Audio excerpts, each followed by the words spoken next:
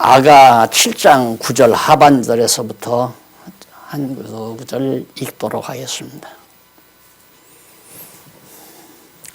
이 포도주는 나의 사랑하는 자를 위하여 미끄럽게 흘러내려서 자는 자의 입으로 움직이게 하느니라.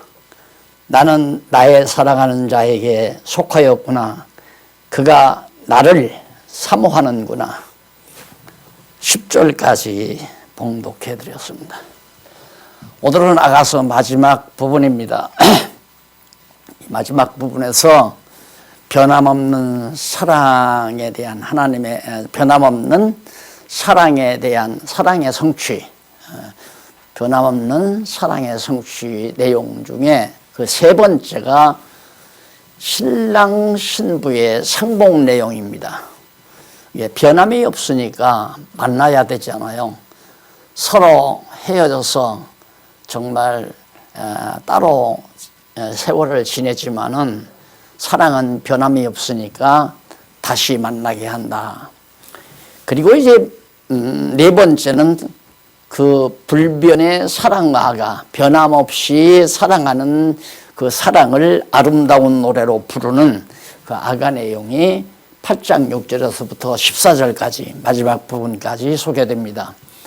그렇게 많지 않고 복잡하지 않은 내용이니까 간단히 설명한 다음에 아가서 전체에 대한 구조적 논리에 따라 아가서가 우리에게 전해주는 하나님의 기쁘신 뜻을 다시 한번 확인하고 마무리하고자 합니다.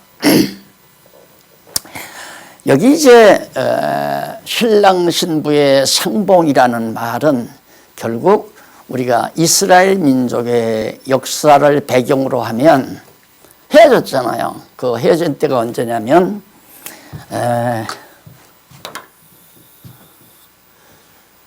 이게 다윗 그리고 이제 이렇게 돼가지고 이게 이제 포로 시대 아니에요.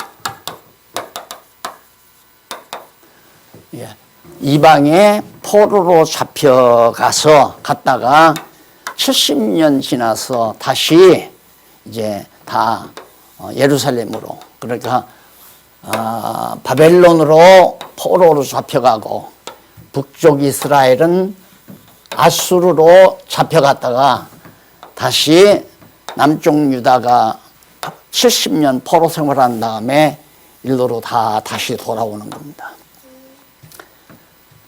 다 흩어졌던 사람들이 다시 돌아오죠.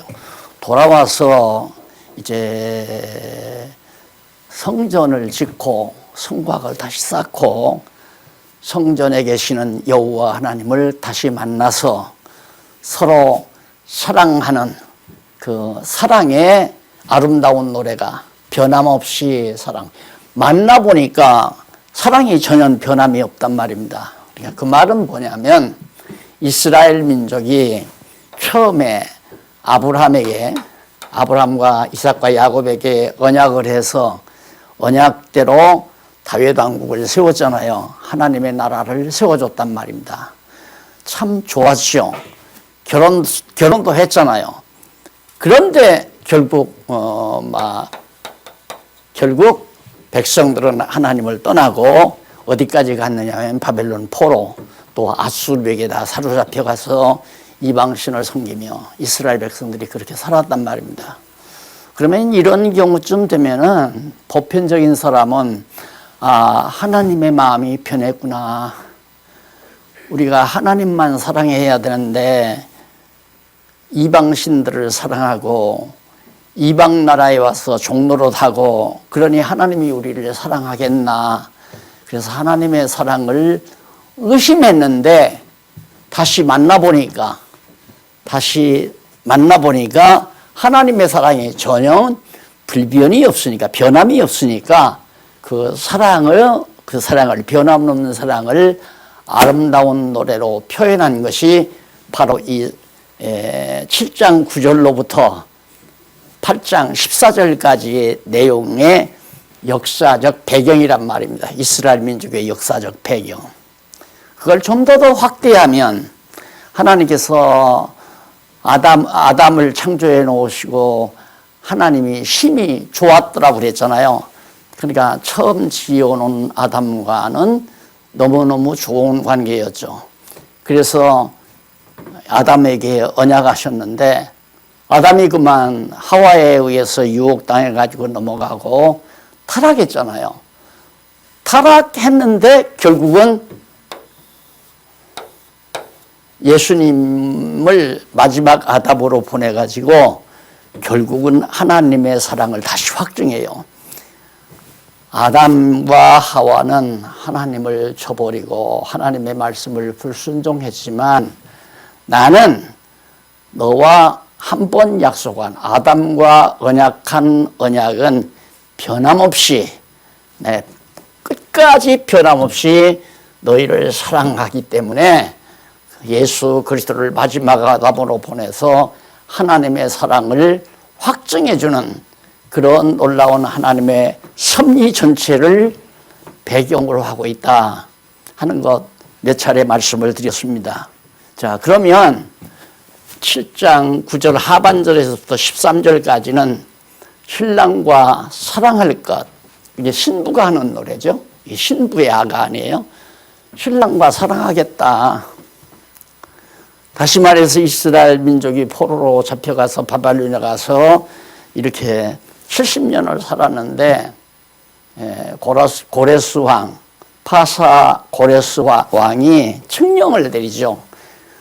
너희는 다 각자 자기 민족끼리 돌아가서 너희 땅으로 돌아가서 각각 자기들이 섬기던 신에게 제사하고 살아라. 그렇게 고레스가 칙령을 내렸어요. 그러니까 이스라엘 백성들은 당연히 이제 포로에서 돌아오잖아요. 야, 가자. 우리 고국 땅으로 가서 우리 다시 사랑 시작하자. 하나님을 사랑하며 살자. 그거랑 같은 얘기예요, 이거. 자, 그런 얘기를, 그런 역사적인 내용을 시적으로 표현하는데 한번 보세요. 이 포도주는, 신부가 마련하고 있는 포도주는 나의 사랑하는 자를 위하여, 신랑을 위하여 어떻게 미끄럽게 흘러내려서 자는 자의 입으로 움직이게 하느니라. 포도주를 너무 정말 아름답고 향기로운 사랑의 향기가 풍기는 포도주를 바로 신랑의 입에 떨어뜨리니까 신랑의 입속으로 정말 미끄럽게 흘러 들어가서 신랑이 가만히 있지를 못하고 자던 신랑이 입을 움직이고 있다 이 말이에요. 쉽게 말하면 서로 사랑의 표현을 하는 거죠. 그래서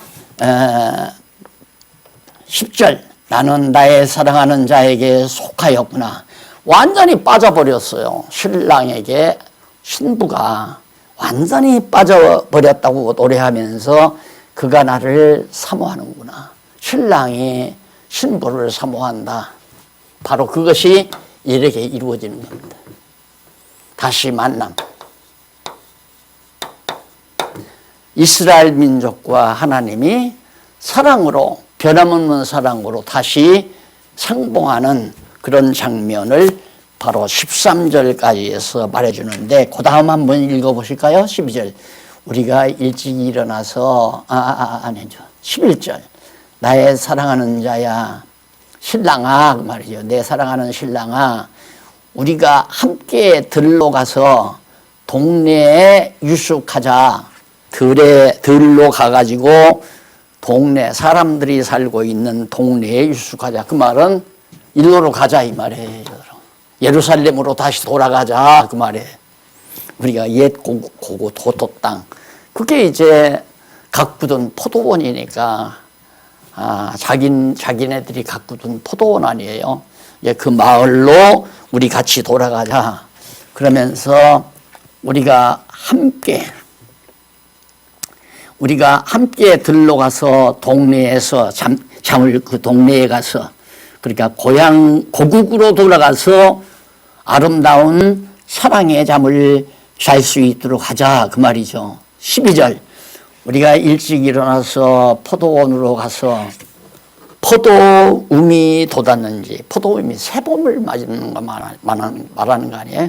이제 추운 겨울 엄동설한해 지나고 따뜻한 햇볕과 따뜻한 기온 속에서 포도나무들이 새움이 돋아나잖아요. 그러니까 가서 자고 나서 음이 돋았는지 안 돋았는지 살펴보자 그 말이에요. 꽃술이 퍼졌는지 석류꽃이 피었는지 보자. 거기서 내가 나의 사랑을 내게 주리라. 자, 그렇게 새봄, 새 시대죠. 그러니까 이스라엘 민족으로서는 진짜 새 시대 아니에요. 완전히 70년 동안 바벨론에 가서 종로다며 이렇게 살았는데 이 예루살렘은 다 황폐해졌단 말입니다. 잡초가 우거지고 짐승들이 우글거리는 그런 황폐한 땅이지만 한번 우리가 찾아가서 보면 이제 포도나무에 새로운 음이 돋고 석류나무에 꽃이 피고 이런 새 시대를 맞아서 우리 사랑을 시작하자, 사랑하자 하는 얘기예요. 그러면서 내가 거기서 사랑 주리라. 13절 합한채가 향기를 토하고, 이 합한채는 보편적으로 약재죠. 남자의 정력을 돋군다고 하는 그런 약재를 합한채라고 그래요. 그런 향기를 토하고 우리의 문 앞에는 각양 귀한 실과가 새것, 묵은 것이 구비되었다. 묵은 과일이나 새로운 과일들이 가득히 준비되었다. 그러니까 정말 이스라엘 민족으로서는 하나님께 대접할 만한 하나님을 사랑하는 마음으로 섬길 만한 그런 모든 준비가 됐다 이거예요. 왜? 70년 동안 깨달았으니까. 우리가 이제 예루살렘 가면 오직 여호와 하나님만 사랑하고 여호와 하나님만 경외하며 살자. 그런 얘기죠. 그러면서 내가 나의 사랑하는 자 너를 위하여 쌓아둔 것 다 준비됐다. 전부 이스라엘 민족들이 하나님을 위해서 준비한 모든 것들을 다 하나님께 드리면서 하나님만 사랑하겠다 하는 그런 의미로 이렇게 노래를 한 겁니다.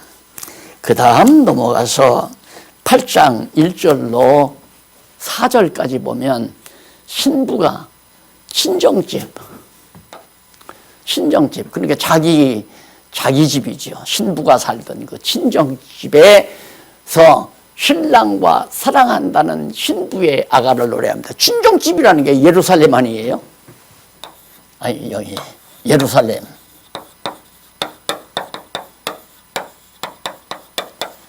이스라엘 민족들이 원래 거하던, 포로로 잡혀가기 전에 유대인들이 거하던 처소가 예루살렘이란 말입니다. 친정집은 예루살렘에 대한 하나의 시적 표현이에요. 그래서 네가 내 어미의 젖을 먹는 오라비 같았다면 내가 밖에서 너를 만날 때에 네 입을 맞추어도 나를 업신여길 자가 없었을 것이라.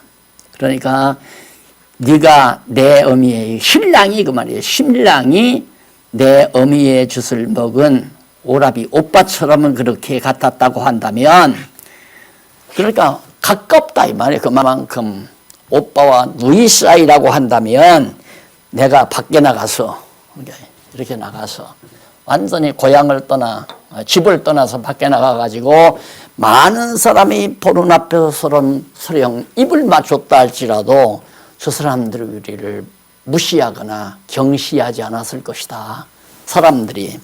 그런데 사람들이 우리를 얼마나 업수히 여기고 경멸했는가. 이방 나라에 가서 포로 생활하니까 얼마나 무시했겠어요. 안 그래요? 그런데 하나님이 우리를 사랑한다는 사실을 알면 그러지 못했을 거다 하는 의미로 지금 얘기하고 있는 겁니다. 그러면서 2절 내가 너를 이끌어 내가 신부가 신랑을 이끌어 내 어미 집에 드리고, 그러니까 여기서 이스라엘 민족들이 포로 생활하는 바벨론의 포로 생활하고 있는 이스라엘 민족이 유대 백성들이 신랑과 함께 어디로? 어미 집으로, 고향 땅으로 돌아온다. 예루살렘으로 돌아온다. 그런 얘기예요. 자, 그래서 아가서가 좀 어려운 것은 인칭 대명사 있죠. 너희가, 네가, 내가 이렇게 표현하니까 혼란이 돼서 잘 이해를 못하죠. 그것만 가름을 잘 타고 이스라엘 민족의 역사적 배경에다가 잘 조화를 하면 정확하게 이 아가서가 무엇을 말하는가. 간단히 말하면 하나님께서 조건 없이 사랑의 언약을 맺고 변함없이 그 사랑의 언약을 성취하는 내용으로 바로 노래를, 아름다운 노래를 만들어 부른 거다. 그렇게 생각하고 좀 자세히 들어와서 그렇기 때문에 하나님은 이 노래에서 신랑 신부, 하나님과 이스라엘 백성을 말하는 거죠. 신랑은 하나님, 신부는 이스라엘 민족. 또 상봉 서로 만나서 결국 사랑하는데 어디에 가서? 고향집에 가서, 친정집에 가서, 예루살렘에 가서 사랑하자. 그런 얘기예요. 참, 우리가 의미를 모르고 부르면 그냥 뭐 별로지만은 외정치하의 그 아픔을 잘 아는 사람이 산토끼 토끼야 어디를 가느냐, 깡쫑깡쫑 뛰면서 어디를 가느냐 하고 노래를 불렀던 작가는 아마 눈물 없이 그 작사를 못했을 거예요. 산토끼는 우리나라 대한민국을 바라본 거죠. 대한민국이 일본 사람들에게 쫓겨서 한없이 도망쳤잖아요. 남양군으로도 도망가고 만주벌판으로도 도망을 가고. 그런 서글픈 역사를 산토끼라는 노래 속에 담고 있단 말입니다.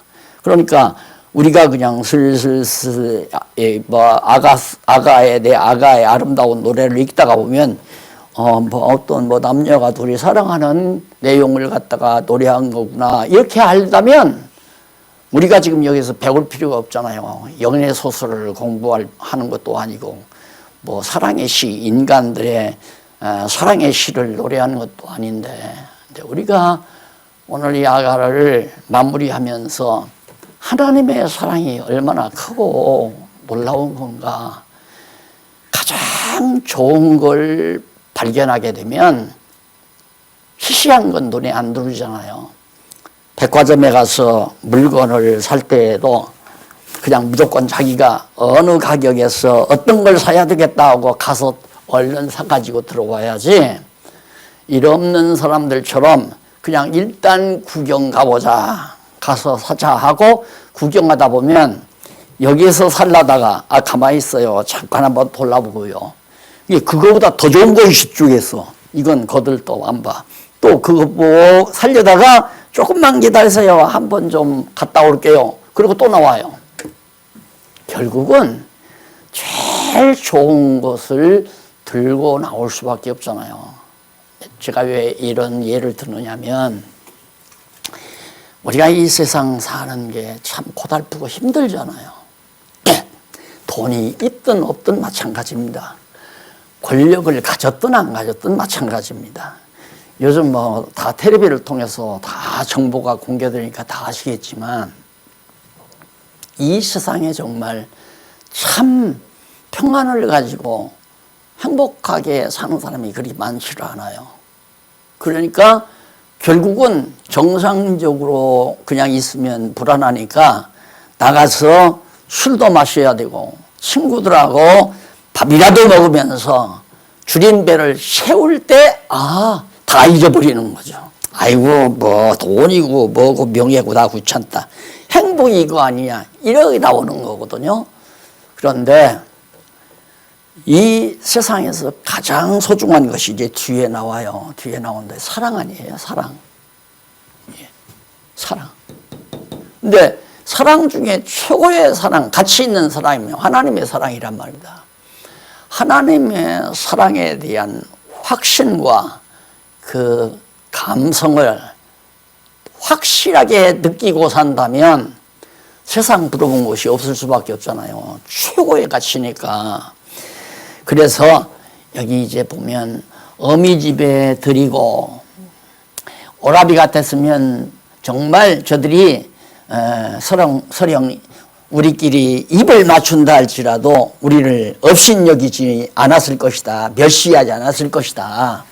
그런데 얼마나 우리가 바벨론에 가서 멸시와 천대를 받고 살았느냐 이 얘기예요.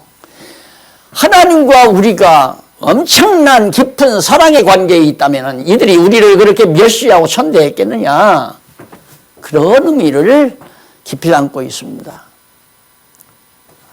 자, 그러면 오늘 우리가 이 노래의 의미를 깊이 생각하면서 하나님이 우리를 사랑한다고 하는 오늘 이 신부가 가진 확신처럼 우리도 그 확신만 있다면 세상이 어떻게 굴러간들 무슨 상관이 있습니까? 누가 우리를 멸시하고 천대한다고 해도 그것이 나와 무슨 관계가 있겠습니까? 아무런 여파를, 내 마음에 여파를 미치지를 못하는 거거든요. 그래서 2절, 내가 너를 이끌어 내 어미집에 드리고, 어미집이란 예루살렘, 신랑 너를 붙들고 이끌고 어디로? 예루살렘으로 돌아오겠다. 곧 땅 친정집으로 돌아오겠다. 그러면서 네게서 교훈을 받으리라. 친정집에 드리고 너에게 가르치는, 네가 가르치는, 하나님께서 가르치는 교훈을 잘 우리가 듣고 받아들이겠다 그 말이죠. 나는 향기로운 술 곧 성료즙으로 내게 마시웠고, 하나님께 정말 하나님 기분을, 하나님께서 신랑의 성료즙, 향기로운 술과 성료즙, 이것으로 신랑의 마음을 북돋아 주겠다 이거예요. 기쁘게 해주겠다 그 말이죠. 그러니까 여기 돌아와서 하나님의 교훈의 말씀대로 예루살렘에 와서 살 때 하나님이 얼마나 기쁘고 즐거워하시겠느냐, 그렇게 해드리도록 하겠다 그 말이죠. 그리고 너는 왼손으로 내 머리에 베게 하고, 예, 같이 신랑과 누웠을 때 왼손을 베개 삼아서 아내를 옆에다 누인다. 신부를 누이게, 신부가 잠이 들겠다 그런 얘기 아닙니까? 그래서 오른팔은 힘을 의지하죠. 오른팔은 승리를 의지하고, 그래서 항상 이렇게 결혼식 때도 보면 신랑의 오른쪽에 신부가 서죠. 항상 신랑의 오른쪽에 신부가 서는데, 여기도 하나님과 이스라엘 백성들 사이에 하나님이 능력의 팔로 하나님의 백성들을 보호하고 지켜주겠다. 나를 안았으리라. 하나님께서 그렇게 능력의 팔로 이스라엘 백성을 안을 것이다. 예루살렘에 사는 여자들아, 예루살렘 여자들아, 내가 너희에게 부탁한다. 나의 사랑하는 자가 원하기 전에는 흔들지 말며 깨우지 말아라. 우리가 신랑 데리고 와서 신랑의 교훈을 잘 받고 신랑을 만족하게 해드림으로 깊은 사랑의 잠에 빠졌으니까 예루살렘에 살고 있는 많은 여자들, 우리 잠 깨우지 말라. 이 사랑에 푹 취해서 잠자겠다 하는 얘기 아닙니까? 5절, 신랑 집에 와서 신랑을 깨웠다는 신부의 아가. 그러면 언제 신랑 집에 와서 그러니까 깊은 사랑의 잠에 빠졌는데 언제 신랑의 잠을 깨웠는가? 신랑 집에 와서 신랑을 깨웠다는 신부의 아가. 한번 읽어볼까요? 그 사랑하는 자를 의지하고 거친 들에서 오는 자가 누구인고? 그러니까 그 신랑을 의지하고 이 거친 들에서, 이 바벨론의 거친 들에서 이들어오는 자가 꿈이에요. 지금 꿈. 사랑의 단잠도 꿈이고. 왜? 여기가 솔로몬은 지금 여기서 부르거든요. 이 시대에서. 이 시대에 대해서 장차 될 일을 예언적으로, 장차 그렇게 될 것을 내다보면서 예언적으로 노래하는 거기 때문에 꿈으로 묘사를 한 거예요. 실제가 아니고 꿈으로. 그러니까 바로 어디서 예루살렘 성전을 짓고, 그러니까 그 신랑 집안이에요. 예루살렘 성전은 하나님의 집이니까, 하나님이 거하시는 집이니까 신랑의 집에 와서 신랑을 그때야 일깨웠다. 그러니까 그때 깨어나니까 올라오는 자가 누구인고, 너를 인하여 네 어미가 신고한, 너를 인하여 누구인고 너를 인하여 네 어미가 신고한 너를 낳은 자가 애쓴 그곳 사과나무 아래서 내가 너를 깨웠노라. 신랑이 신랑 집에 와서 신랑을 깨웠다고 하는 그런 신부의 노래가 5절 내용의 말씀입니다. 자, 그래서 이제 여기서 이제 꿈속에 사랑을 노래했잖아요. 그게 다시 여기에 돌아온 데까지의 내용을 이 사랑 속에 바로 7장 9절로부터 8장 5절까지 해서 말한 겁니다. 8장 6절로부터 14절까지는 불변해. 그 사랑이 변함이 없다는 사실을 아름다운 노래로 승화시키는 그런 내용이 바로 6절로 14절이에요. 그러면 거기서 이 사랑이 신랑과 신부가 상봉해서 했던 이 사랑이 변함이 없다는 아름다운 노래, 그 말이에요. 6절로 14절 보십시다.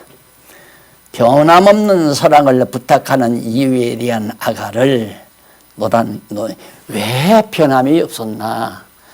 그 변함없는 사랑을 부탁하는 이유, 왜 내가 불변의 사랑과 아가, 그 사랑이 변함이 없다는 그 변함없는 사랑을 신부가 신랑에게 부탁하는 이유가 있어요. 그 이유가 뭐냐면, 너를 나는 인같이 마음에 품고 도장같이 팔에 두라. 도장같이 팔에 두라. 사랑은 죽음보다 강하고, 그러니까 사랑, 변하지 말라는 말은 도장을 치듯이, 뭐나 집을 매매할 때도 도장 쳐버리면 안 되고, 약혼할 때에도 도장을 쳐야, 결혼식하고도 서로가 신랑 신부가 도장을 치고 인을 치고, 그러면 이제 헌법적으로 보장되잖아요. 그러니까 신랑 신부가 인을 치고 마음에 품고, 나를 인같이 마음에 품고 도장같이, 절대 변함이 없이 자기를 팔에다가 안아달라. 사랑은 왜 그러냐면, 그 이유는 사랑은 죽음같이 강하고 투기는 음부같이 잔혹하며 불같이 일어나니 그 기세가 여호와의 불과 같으니라. 사랑은 무엇과 죽음같이 강하다. 사랑을 위해서는 죽는다 이거죠. 그러니까 그만큼 사랑이라고 하는 것은 죽음을 담보할 수 있는 그런 소중함을 간직하고 있다. 그런데 만약에 이 사랑이 변하게 되면 어떻게 투기가 일어나죠. 막 질투. 이 질투는 음부처럼 또 강하다. 잔혹하다. 아주 질투라고 하는 것은 엄청 잔혹한 거예요. 이게 요즘 많이 그런 일이 텔레비에서도 뉴스로 나오죠. 막 질투 때문에 사람을 죽이고, 드라마 같은 것도 뭐 그런 거이 많다고 그래요. 그런데 이 질투는 무서운 거 아니에요. 그런데 7절에 보면 이 사랑은, 그러니까 신랑이 불변의 사랑에 대해서 이제 변하지 말라고 부탁하는 이유가 나오는데 7절에 나오죠. 이 사랑은 많은 물이 꺼지지 못하겠고, 많은 물들이 이 사랑의 불을, 사랑은 많은 물, 사랑의 불을 꺼지지 못하게 하고, 홍수라도 엄물하지 못하나 사람이 그 온 가산을 다 주고도 사랑과 바꾸려 할지라도 오히려 멸시를 받는다. 자기 가산을 전부 다 줄지라도 그 사랑 우려할지라도 결국은 가치가 없다 이 말이에요. 사랑의 값을 전 재산을 다 주고도 살 수가 없다 그런 얘기예요.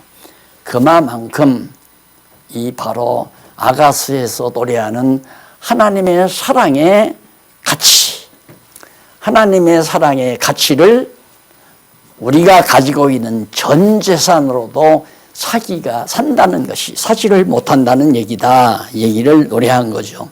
그러니까 얼마나 가치가 있는 거예요. 자, 그러면서 8절로 9절 여기 어린 누이를 도와야 할 일에 대한 아가를 노래합니다. 어린 누이. 어린 누이란 아직 자라나지 못한 그만큼 사랑이 가치가 있는데 아직은 사랑하기에 부족하다 이 말이에요. 어린 누이라고 하는 건 아주 사랑하기에 아주 어려 미성년자가 됐다 이 말이에요. 그래서 우리에게 있는 작은 누이는 아직도 유방이었구나. 그가 청혼함을 받는 날에는 우리가 그를 위하여 무엇을 앓고 그가 성백일진데 우리는 은망대를 그 위에 세울 것이요 그가 무일진데 우리는 백향목 반자로 두르리로다. 자, 이 말은 아직도 미숙해가지고 사랑하기에 부족한데 우리가 할 일이 뭐냐? 그 어린 누이를 보호하고 지켜주고 망대처럼 성을 쌓고 망대에서 성을 지켜나가는 것처럼 그 누이를 순결을 지켜주고 그리고 순결뿐만 아니라 절대로 성문이 열리지 않는 그 문을 갖다가 견고한 백향목으로 감싸서 이 어린 누이를 지켜줘야 한다. 보호하고 지켜줘야 한다. 왜? 10절로 12절 나오죠? 순결한 몸과 재산을 신랑에게 줘. 그렇게 지켜진 가치 있는 사랑을 재산과도 바꿀 수 없는 사랑을 또 지켜진 사랑하는 아주 견고하게 지켜진 신부의 순결한 어린 신부될 어린 신부의 정조를 순결하게 지킨 그런 신부의 몸과 그 신부의 재산을 온통 신랑에게 주었다라고 노래하는 거죠.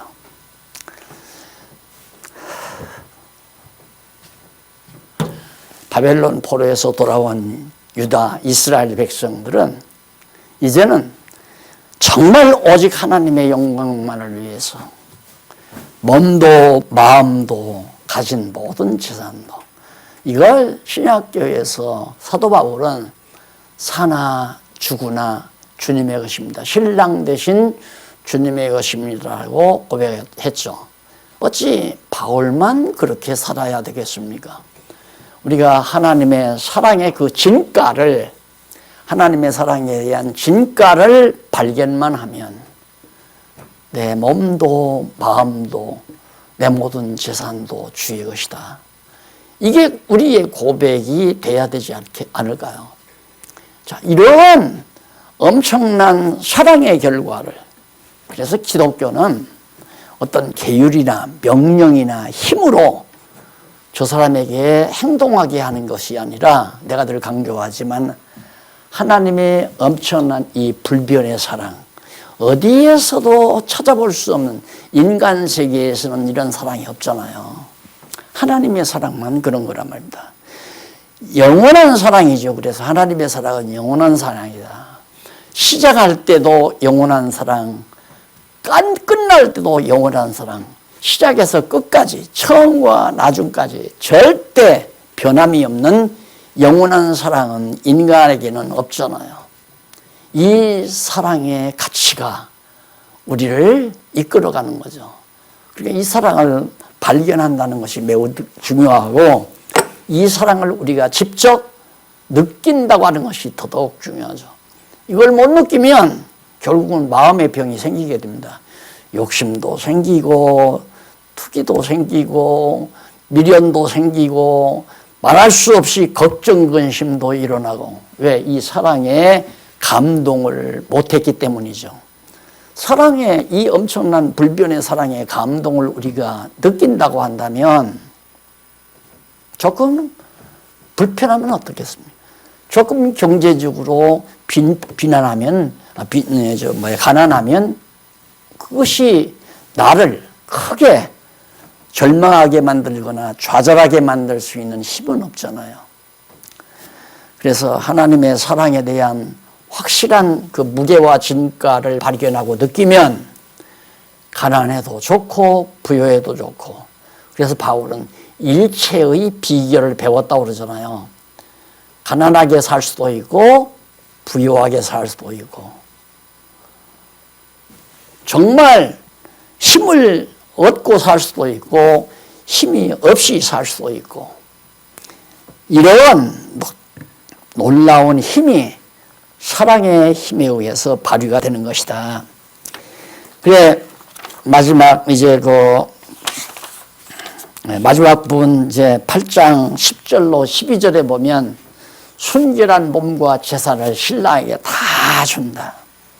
한번 볼까요?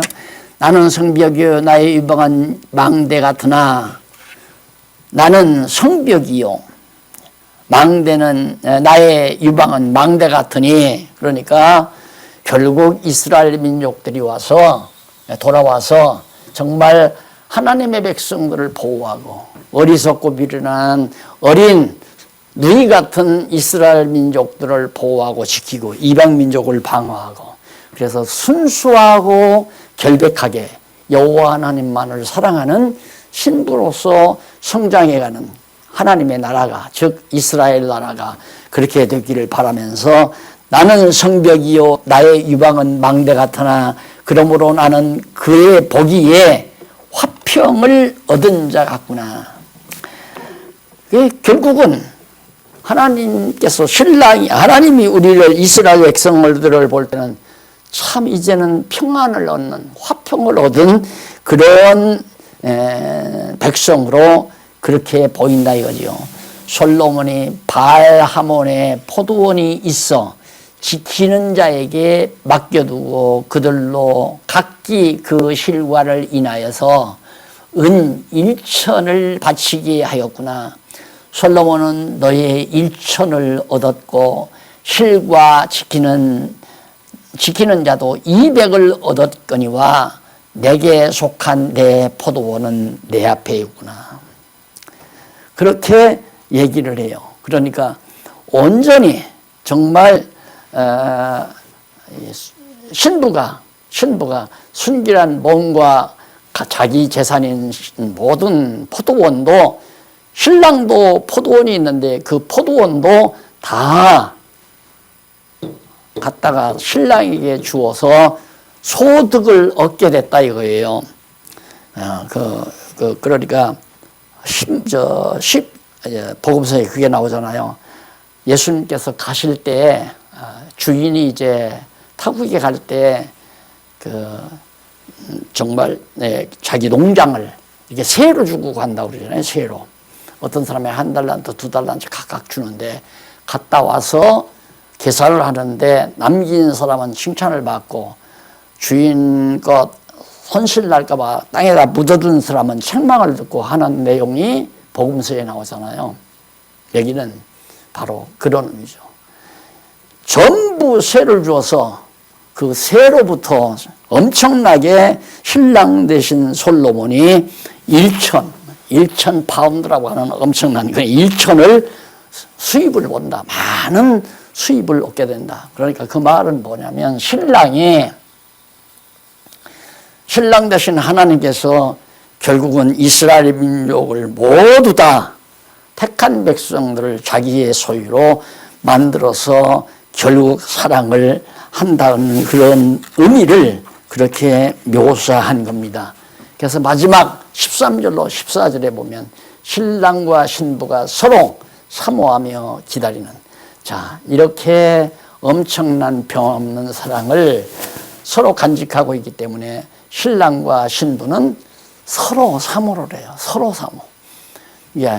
이게 이제 불행은 가정도 그러잖아요.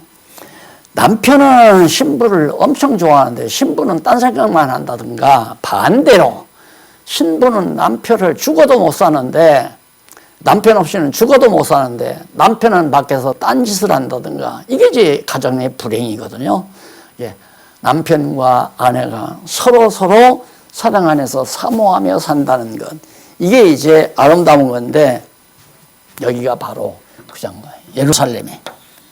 예루살렘 돌아와서 다시 하나님을 모실 수 있는 성전을 짓고 성곽을 쌓고, 그 성곽 안에서 하나님의 택한 백성들이, 미숙한 백성들을 잘 이렇게 성장하게 만들어가는 그런 아름다운 삶을 이 노래에 담고 있다. 따라서 오늘 우리도 마찬가지죠. 지금 우리가 이 교회라는 게 하나님의 나라 아니에요. 이스라엘 나라처럼, 유대 나라처럼 이 교회가 하나님의 나라란 말입니다. 유대 나라가 하나님의 나라인 것처럼. 그럼 하나님의 나라는 뭐냐?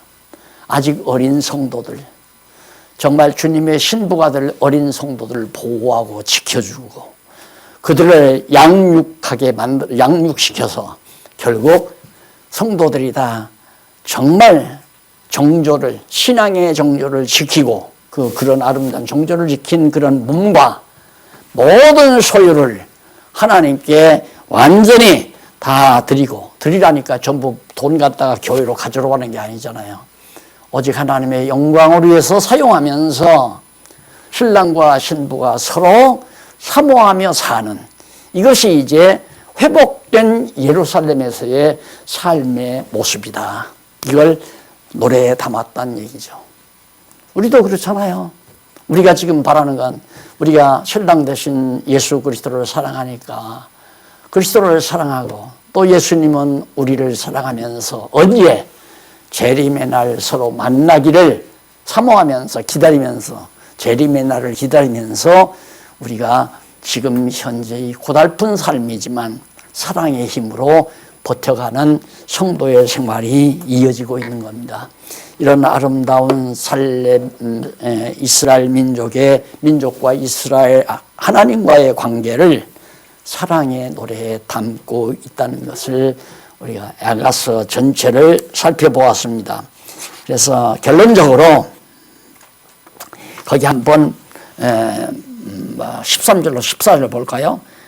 너 동산에 거한 자야, 동무들이 네 소리에 귀를 기울이니 나도 듣게 하려무나, 나의 사랑하는 자야, 너는 빨리 달리라. 향기로운 산들에서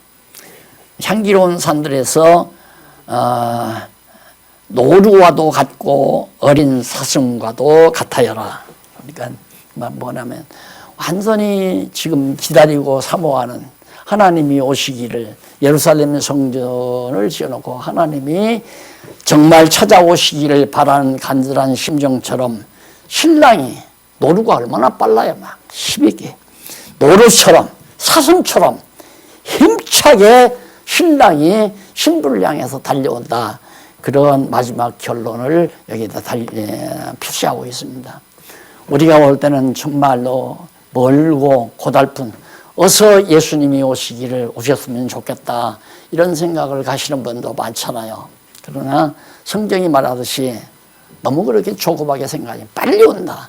하루가 천년 같고 천년이 하루 같으니 한 가지 잊지 말아라. 그러니까 너무 그렇게 사모하면서 내일 왔으면 모레 왔으면 그러지 말고 지금 빨리 달려오고 있으니까, 예수님이 장차 하나님의 백성들을 향해서 달려오고 있으니까 기다리라, 때가 차기까지 기다리라 하는 의미가 바로 마지막 결론으로 딱 나타나 있습니다.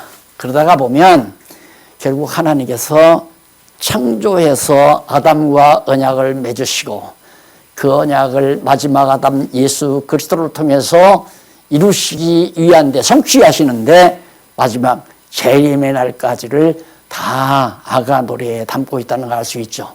그래서 아가서는 신구약 성경의 모든 하나님의 섭리를 문학적 방법으로 요약해서 정리한 내용이다. 그게 뭐냐면 결국 하나님의 사랑 깨닫게 하는 거예요. 결국 우리가 여호와를 계시한다고 하는 것은 성경 전체가 여호와 하나님을 계시하는 건데, 여호와를 계시하는 건데, 여호와 예수가, 여호와라는 이름이 있다고 해요. 여호와는 구원이시다 하는 게 바로 예수의 뜻인데, 여호와가 인간의 육신을 입고 이 땅에 왜 오셨는가? 사랑을 확인시켜 주기 위해서. 하나님의 사랑, 영원 창세 전에 우리를 사랑하신 하나님의 그 큰 사랑을 우리에게 확정해 주기 위해서, 그리고 정말 속죄 제사, 속죄 제사를 드리시고 부활 성전에 가셨다 이 말입니다.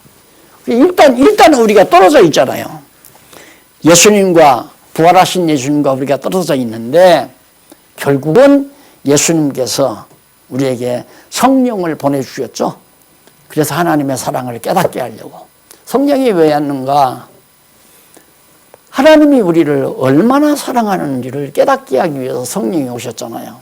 그러니까 우리는 성경을 통해서, 야, 진짜 하나님은 정말 조건 없이 우리를 사랑하시더니만 변함없이 우리를 사랑하시는구나.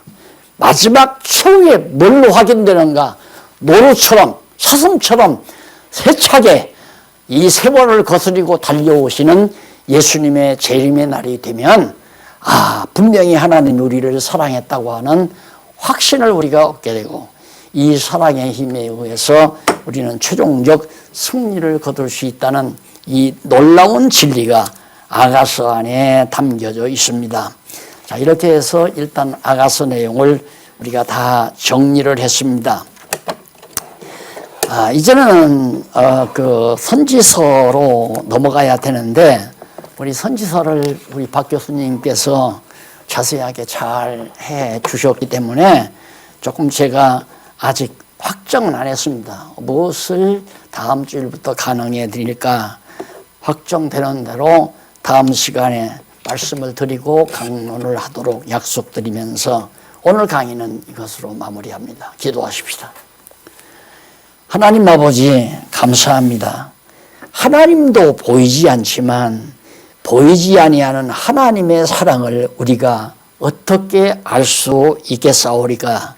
하지만 그 사랑 확인해 주기 위해서 예수님 보내셨고요. 그 예수님이 우리 죄를 위해서 피 흘려 돌아가셨습니다. 그리고 보좌 우편에 가서 우리의 죄를 용서받은 마지막 영원한 제사를 우리에게 정말 선물해 주셨기 때문에 우리가 하나님이 우리를 사랑한다는 사실을 확인하고 살고 있습니다. 행여라도 고달픈 세상 살면서 하나님의 사랑에 대한 회의나 의심이 생기지 않게 하시고, 그 사랑의 힘에 따라 사나 죽으나 오직 주의 영광을 위해서 사는 슬기롭고 지혜로운 종들이 되게 해 주시옵소서. 예수님의 이름으로 기도드립니다. 아멘.